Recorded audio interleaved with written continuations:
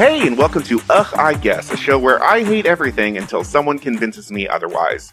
I'm Lex Basile-Price, and I believe that manicures and pedicures should be covered by medical insurance. Yeah. FSA. Use that FSA card. With me today is the beautiful and hilarious Jessie Wilson. Hi. Hi, Lex. I know. It's so nice to talk. Maybe we'll do another 3-hour episode. Yes. Multiple power outages included. Yeah. How are you wrong? I am correct about never skipping a TV show theme song. Okay. Controversial, I feel like, in this day and age. It absolutely is. It's controversial in my household. Oh, no. Grounds for divorce. It's okay. It's one of those things that it was never a hill that I wanted to die on, which is you figure those out when you're married for nearly a decade. Of course. I'm right there with you. And it was like literally this week when Travis asked, oh, is this one of like, what are you talking about? And I told him the topic. He goes, oh, so you're going to talk about those shows that you absolutely never skip the theme song for. And this is where I finally had to tell him, I actually feel that way about all TV show theme songs. I just let you skip the ones you want to skip unless I think it's going to be important for you to not skip it. Such as with Buffy, where there's going to be little hidden things as we go through that I want him to be paying attention to. Yeah, I feel like we are coming back to the age of the theme songs because they're so long. And I will agree in the sense that I think theme songs were really like a golden era of like, especially because it gave you time to be like, oh, my show's coming on. I can grab a snack. I can go to the bathroom real quick. It told you what the show you were watching because we didn't have, like you had a TV guide, but like that's not a child's thing. The scrolling TV guide on the screen. Yeah. Like not even the paper one that comes in the mail. We just had the free version. Yeah. But we hit a lull where they're like, no one wants theme songs. No one wants intro credits. And there are, is it the intro credit or it's the song for you? Because I feel like they are interconnected. But I wonder which is is it the theme song that like really is the step up? So I think part of it, at least, it started from a young age for me, and it was the theme song. It was like just the music appreciation of it. Because there were like, I would love watching Brady Bunch and Gilligan's Island 90% at first because I liked the theme song. And then those were shows that I was allowed to continue watching the show after. But like that 70s show, when it started, my mom was like, you are too young for this subject matter, but you can listen to the song since you are running around singing it anyway from overhearing it from the other room. So I was allowed to stay in the room for certain theme songs. That and also Three's Company. Okay. Wait, was Three's Company too risque? Yes. Okay. I was not allowed to watch Three's Company until I was like a little bit older. That's it's almost quaint.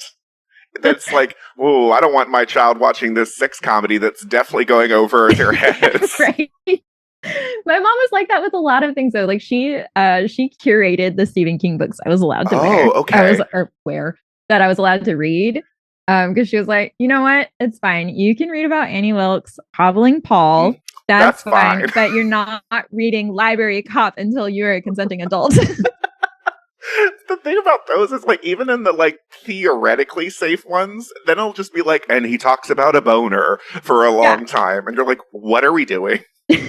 This is Cujo. Yes, exactly. So Gilligan's Island and Brady Bunch, was it live action or also cartoon theme songs that were also also cartoon theme songs? Yeah. It's like Gummy Bears. You might be a little young for that, but like that was the theme song that like stuck on my head for years. Or like Rescue Rangers. Rugrats, even though that was all instrumental, there was nothing to sing along to. Like I would like toddle along to. Yeah. That's always, it was always fun, always a bop. But like even now, like one of the ones that I think cracks me up the most because it's a full radio length song and it's not even the actual full song. It's the theme song to Orange is the New Black. And that's because Regina Spektor was in charge of that. Yes. I can't even tell you what those credits are. But I remember them so long. They're entirely too long, but like I would sit there and listen to the whole thing. I would watch it because they used actual prisoners. And I thought that was really cool. But I remember one season came out and I had just had knee surgery and Travis just thought he was being so helpful. And he was like, oh, I'll skip this for you because I know this theme song is like 3 minutes. And I'm like, It's helping me heal. Yeah, it helps me heal. It gets you also into the right mind space. Yes, I agree. There's nothing actually more frustrating than a theme song that does not match the vibe of the show. Yeah. Because you're like, well, you've lied to me. How can I trust you? Yes. Like you shouldn't have, the theme song should never be better than the show itself. I think it should be as good or a little worse, but like catchy. Okay. So we're with the criteria for a good theme song is a little worse than the show. You should be excited, but not like, oh, disappointed. Yes. Do you have an ideal length? Oh, like, do you have like a theme song in your head that is like just the exact length? I think like 30 seconds to a minute. Okay. Is really good. It gives you time to like try and catch things on the screen. Mm-hmm. Helps you get into the right headspace for it. Read the credits, see if we're going to have any extra guests today, unless those don't come until the show has started. And like, if you're doing reality TV, then it's also really important to be like, wait, did that person, they got eliminated like 10 weeks ago and I completely forgot about them. I need to remember their name before the reunion. Yes. Let me tell you about my pet peeve with reality show credits and intros. Okay. I believe that we should be updating the credits when people are eliminated from competitions. Or even a black and white over them. Yes. And they need to always be included. Big Brother is, they are rotted for this. They will film every season. They do film a credits with the people like posing or whatever, but they don't always show it because of they use it for episode length. But it's so frustrating. Amazing Race does it too, less so. But like, I get very angry when we don't get a credits. And talking about reality show, were you ever? Did you ever watch Real World versus Road Rules: The Challenge? I did not watch that one. No. Okay, well, let me tell you. Okay. If you are wanting ridiculous credit intros, they used to go wild. There's one season where they filmed in New Zealand, and they coerced the cast into doing a haka, but you can tell that most of the people were very uncomfortable, so they put those people in the back, and then they put the people that were too into it in the front. Oh my god. There is also I love a haka, but only by the people that should be doing a haka. Mm-hmm. Yes. There's also a season where they all come in, like, some people come in on a jet plane, some people come in on a yacht, some people are car. And they like meet at the challenge.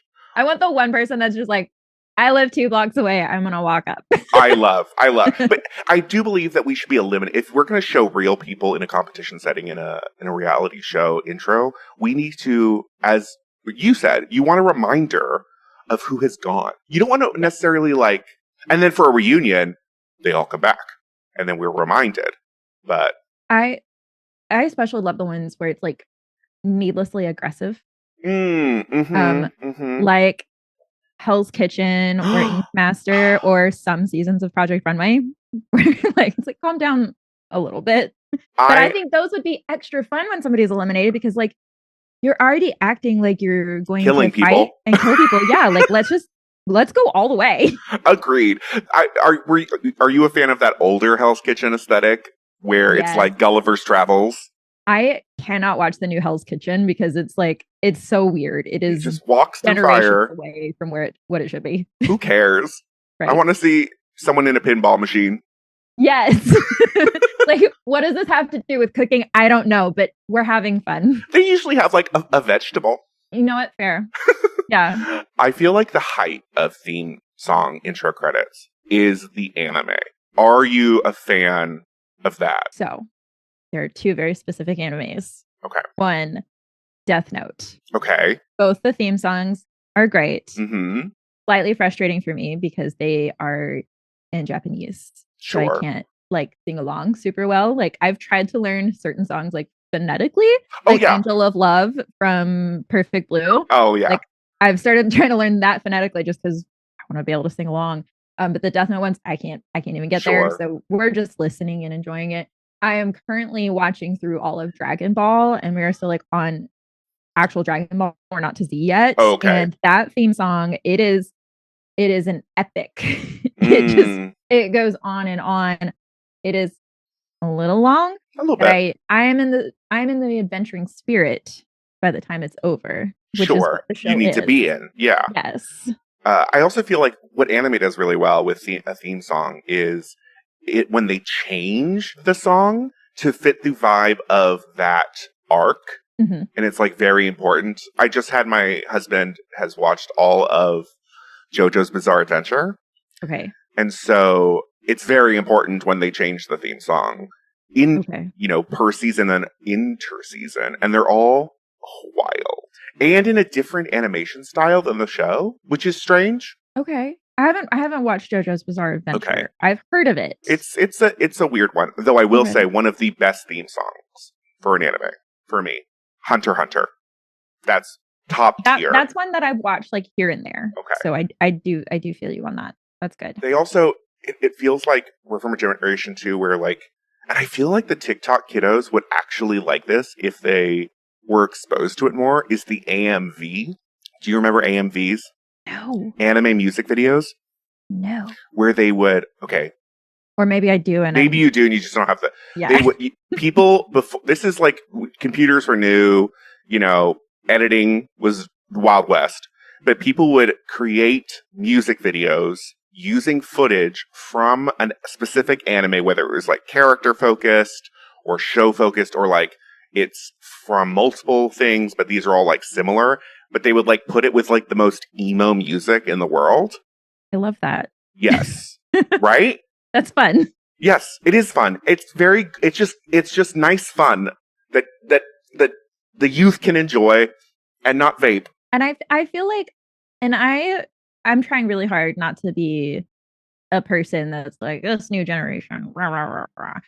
And I have a lot of fun with Gen Z, like just picking up their little idiosyncrasies. I have a Gen Z coworker and she is like the funniest person in the world because like she's so good at her job, but she also knows it's just a job. And that's what I like. Yes. And I think the nihilism of Gen Z is perfect to bring back TV show theme songs because nothing matters. Let's enjoy this 30 to 60 seconds of a little intro to a show that we're going to rot our brains with. I think that's what we all need. I think that is what we need. I will say, I think that Gen Z is also, there is a weird, you were right, and it's the generation to bring this back because I feel like a lot of animation that's happening right now, which is not necessarily for millennials. Like we had the past generation, the past maybe 10 years ago. Yeah. But like the shows that are being made on YouTube and then transferring to networks and streaming services, they're like more musical, I'm realizing, even than what we had. Like we had the musical episode. Yes. But like now we've got at least 2 shows that are on Amazon, the animation, that are fully musicals. Has-Been Hotel and Hell of a Boss are basically musicals. We learned about Has-Been Hotel through karaoke. Just because like we were at a karaoke night and this was kind of my fault because I decided I was going to throw out some Wicked. And so then every other theater kid in the room was like, all right, we're doing this. And there were like some weird songs that started. So we were like looking them up. So I was like, this is musical. This is not radio song stuff happening. Was it Poison? Hotel. I don't remember songs. Has-Been Hotel's great. And I feel like fits your vibe. Like that is a show that I'm like, yeah, you watch that show. I feel whenever somebody tells me something fits my vibe, I automatically know they're correct because it's like it's always super specific. Yes, that's what you want. Yes, I believe, and that's why I invited you on the show. For our listeners, Jessie and her husband host a really amazing horror movie podcast. And I was like, that's the kind of person I want on the show. I want someone that like will watch something and intricately dive in. We did an episode together on Halloween Resurrection, right? Yes. The one with Tyra Banks. And are we still the longest episode? Yes. I was about to say, you all still hold the record for the longest episode. It's like we had so much that we were covering in depth, like tiny little scenes. And then we were in the middle of really bad storms in Kentucky. So our connection kept just getting lost. And it was so funny because we could hear you and JW talking when we were editing. Oh, uh-huh. Your conversation kept recording even though we were losing internet on our end. Oh, no. So that was honestly, though, one of our favorite episodes of all time. That was, I will say, someone on TikTok, I think, because now, they're discovering that Tyra Banks is an insane person and is doing something called hot ice cream. I wanted to talk to you about this. Good, let's talk about it. I was trying to talk to people at work about it, but nobody respects how insane Tyra is enough to talk about it. Everyone of my friends knows that I hosted a show about Top Model for so long, and now I've gotten probably upwards of 20 messages from people just being like, explain. So Tyra Banks, if you don't know, has a ice cream company that used to be called Smize and Dream and is now called Smize and Dream. And I said Smize Cream, right? Not Smize Dream? You said Smize and Cream. Oh, okay. Smize Cream is now Smize and Dream. It doesn't really matter. She said that she opened her first store in Australia. That's a lie. She's opened multiple stores previously. But what this all comes around to is she has developed what she calls hot ice cream. That is not hot chocolate. It is not coffee. She says it's not creme anglaise. I argue it is just hot creme anglaise from what I've gathered. But someone realized and sent me the scene in Halloween Resurrection where Tyra Banks' character is making a coffee. And basically it's like, is this where she got the idea for hot ice cream? Because it looks exactly like what happens. It is one of those like overly intricate lattes with like a bunch of like that you do once a year because you regret it immediately. So much whipped cream. Yeah, it's an upsetting amount of whipped cream,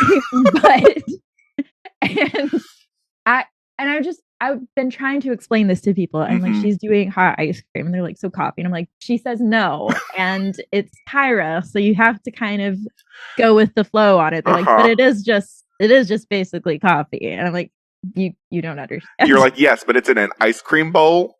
Yes.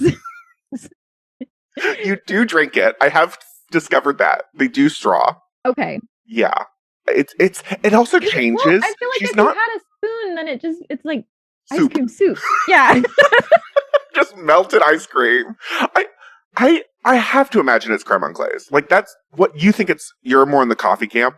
I am more in the camp that one of her stores freezer went on the fritz and she was like, you know what, we can work with this. Well, she also keeps claiming that it's been a year in the making. That is 4 hours on the counter in the making. That's all that is. You can't. She is the most uncancelable person. I've admitted that when they finally charged Tyra Banks with embezzlement of funds because of the Smize Cream front, because there was one point where she just went to Abu Dhabi, with her ice cream, and then was selling it there. When she's charged formally at the Hague for war crimes because of hot ice cream, I'm going to have to be called as a witness because I am one of the foremost scholars. Yes. on this specific thing. Yeah, the expert that they call. Yeah. Talk about a great theme song.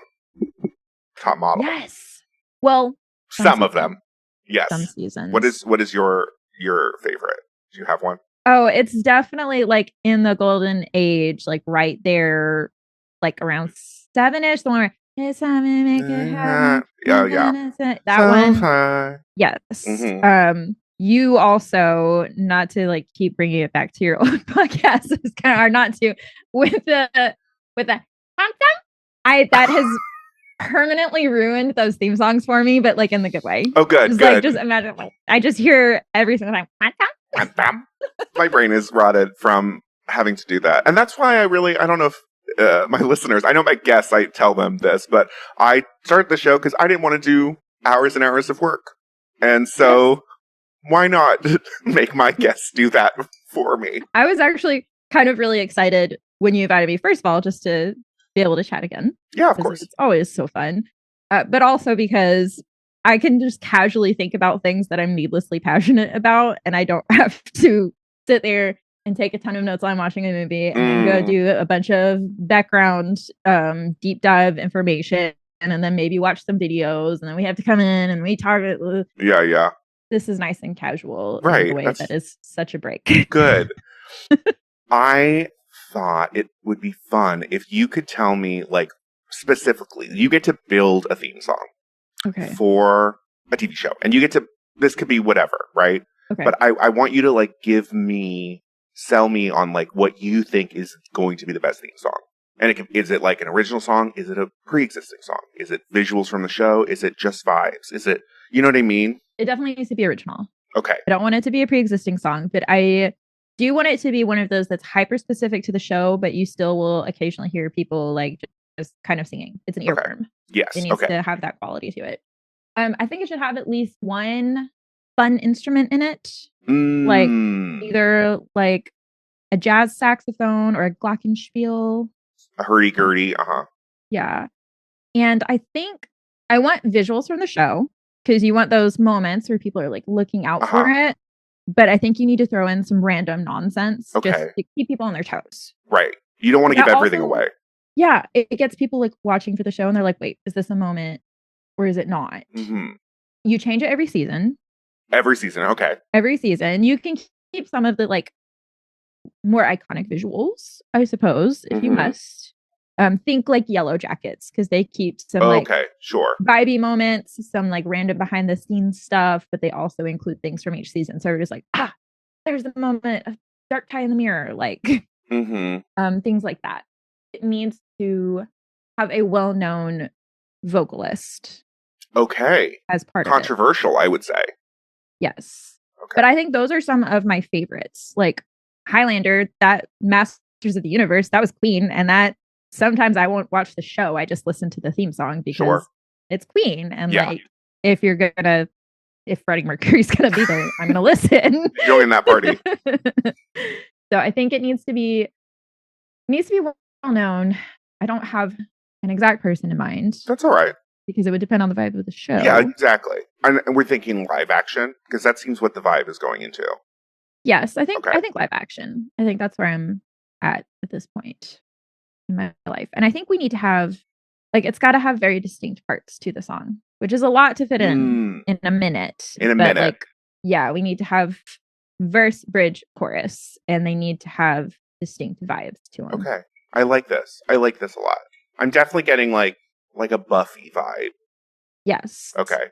Absolutely. Or a Charmed even. It needs to be something that people feel very passionate about. You know, like when the witch's scream disappears in season 3 of Buffy and like we are almost 30 years later and everybody is still mad about it. So you also want a little discord. You want there to be, you want it to be divisive. Yes. Okay. Yes. I like that. Yeah. It has to have a point of view, and that point of view is going to rub some people the wrong way, and some people are going to be like, but.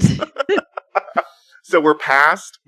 I feel like the like song that tells the story of the show, a la like a Gilligan's Island, a Brady Bunch. That's a little juvenile, right? That's good for what it was, but that's not what we're having here. We want vibes only. Yes. Okay. I like that. We want vibes. We want like people analyzing the words. Like, ooh, is there a double entendre here? Like, are we suggesting something? Early Killers vibes? Yeah. And then it needs to be a dramatic cut to the show title. Okay. A slam. Yes. Great. I like that. Okay. I like, even though you like haven't given it a specific person and haven't given it really a specific show, I feel like me and the listeners are going to exactly know exactly that kind of theme song. Good. Yeah. And I'm going to say something really controversial for this part. Oh no. I am a closed caption person. I'm always the closed caption person. I don't want my lyrics showing during my theme song. We need to have room for the credits. And have you ever had that issue where like the captions are over top of actual words that are supposed to be part of the show? Yes. I hate it. And then you just can't count on captions to be reliable. No, after years of doing Top Model, I cannot count on captions to ever. I don't know who is doing captions, like what company, and I'm sure there are multiple. They're all bad. None of them know what they're doing. My favorite is Scream Factory, because we own multiple Scream Factory editions of movies. And there's one in Eight-Legged Freaks. This is the one I go to every single time. And it shows an emu farm.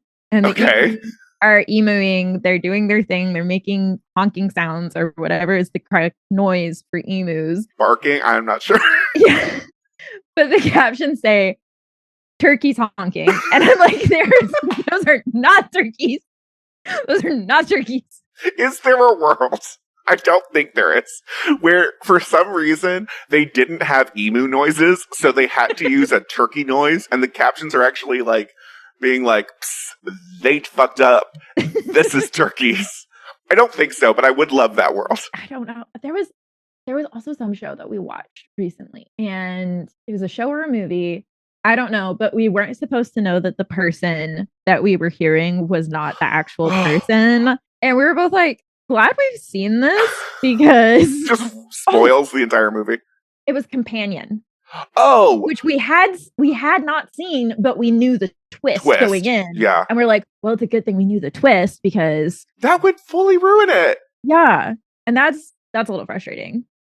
Oh my gosh. And it's moments like that stop me from trying to petition to theaters showing captions when they air movies, because I'm like, we need responsible captioners before we get there to this stuff. Will say, I think you can ask for devices in a lot of the movie theaters now that you can like either hold or maybe put on a seat where they do have captions.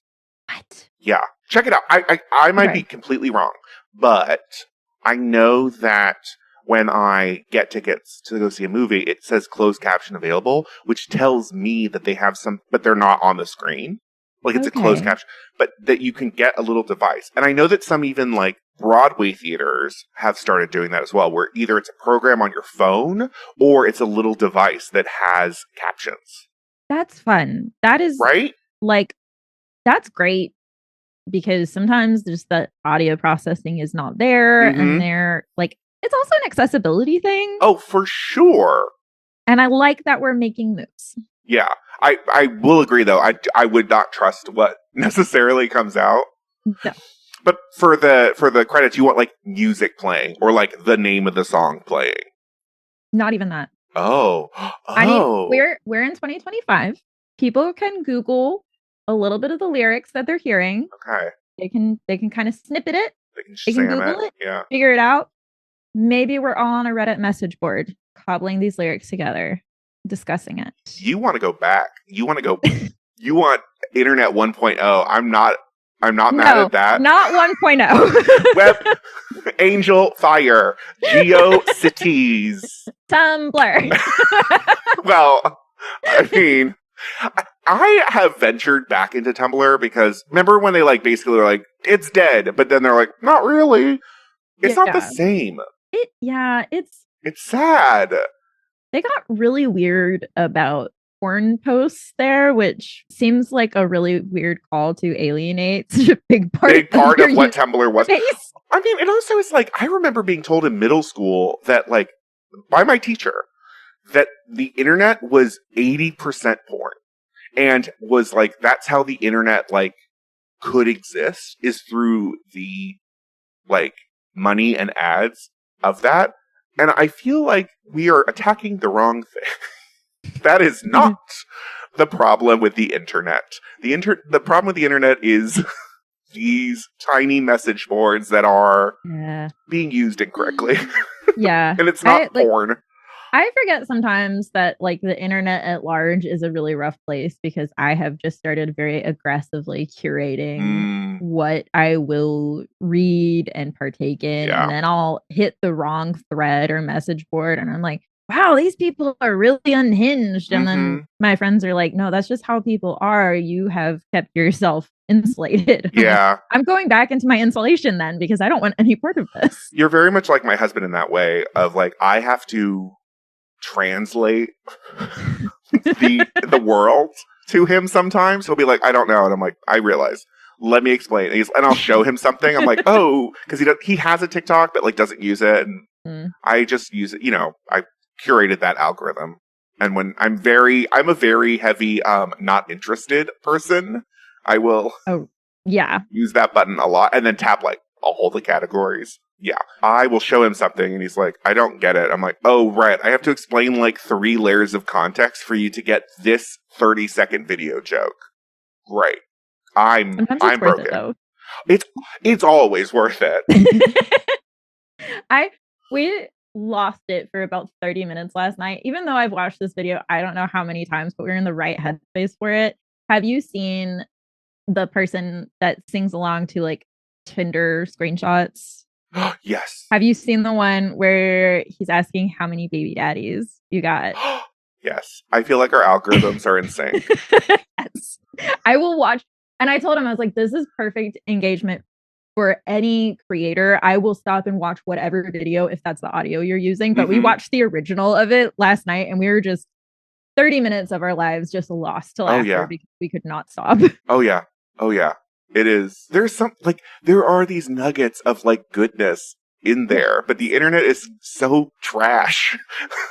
Yes. You really have to dumpster dive for those beautiful moments. And for a long time, a lot of the internet was song lyrics, intros, AMVs, Tumblr posts. That's another thing that I think is fun when we have instrumental theme songs and people come up with lyrics to them. Agreed. I like that. Let's try to force that into the internet in our small way because I agree. I think creativity is not there in most people. And that would inspire. And some reading comprehension. Yeah. Like, okay, what are we going to do? This, this is a very intense theme song. It needs some lyrics. We need to get to the heart of the show. What rhymes with evildoers? It's actually weirdly a great project to give to students in some way. Like, find a theme song. Write your own lyrics. That's what I'm going to do next time my nieces and nephews are wild and out. I'm going to be like, go write a theme song to Goosebumps. Yes. Go. And it could be like, do it for the show. Make your own song. Has nothing to do with the show. Like, that's a great thing for kids to do. And also teach them secret. Yeah. It gets them engaged. Also gets them to like gently calm the fuck down for a few minutes. Yeah. As someone who's worked with children for ever, yes, I agree.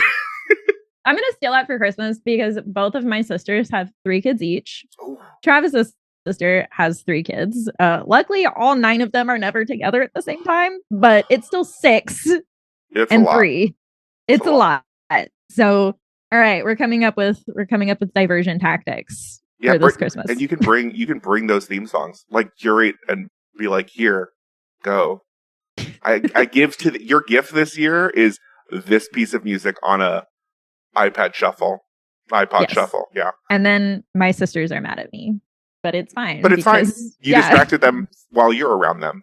Yeah, exactly. I have loved this conversation. It's so fun talking to you again. And I knew you would bring something that we could just like chat about. So much to say with a theme song. Because it can go so right and so wrong.